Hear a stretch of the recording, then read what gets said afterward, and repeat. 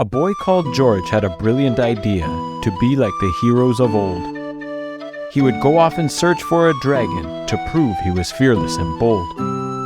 So George built a time machine and packed his bag with some snacks that a hero might eat. There were cakes, pies, and buns, and a bottle of fizz, and donuts, the ultimate treat.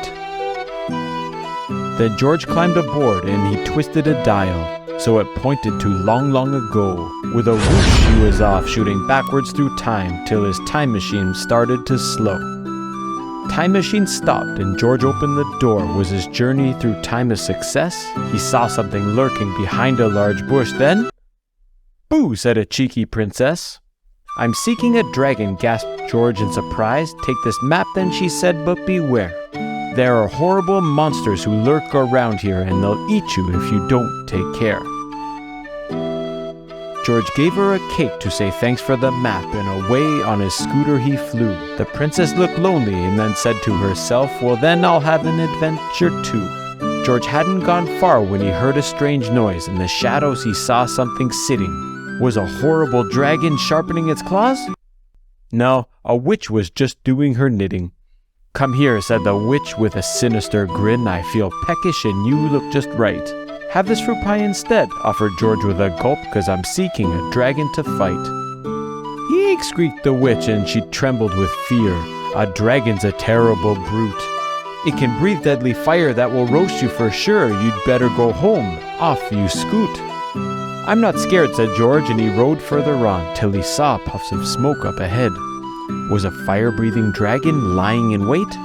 No, an ogre was toasting some bread. "Yum," said the ogre, lifting up George. "I'll have you for dinner tonight." "Don't eat me," cried George. "Have these ice buns instead, 'cause I'm seeking a dragon to fight." "Eep," yelped the ogre in horror and fear. "A dragon is scary and wild. It has many sharp claws and jaggedy teeth. You should run away home, crazy child." The ogre ran off with a terrified howl, and George carried on up the track. He was starting to think he had made a mistake, but was it too late to turn back? Then he stopped as a shadow fell over the path. From the branches above came a creak. Was a hideous dragon about to attack? Then George heard a bone-chilling squeak. Fierce little dragon that narrowed its eyes. It breathed out fiery flames in a flash. George reached into his bag for his bottle of fizz and put out the fire with a splash. Then George pulled out a donut and threw it up high. The dragon looked up and it froze. It leapt off the ground and then squeaked in surprise as the donut fell plop on its nose. The dragon looked up and it burst into tears. "Please stop laughing," it managed to say. "I'm ever so lonely and never make friends. No one sees that I just want to play." And all of a sudden the princess leapt out. "You poor little dragon," she said. "I want someone to play with. Will you be my pet?" Delighted, it nodded its head. They feasted on donuts until the sun set, and the dragon breathed flames hot and bright. Then George and the princess did daredevil stunts, and the new friends played all through the night.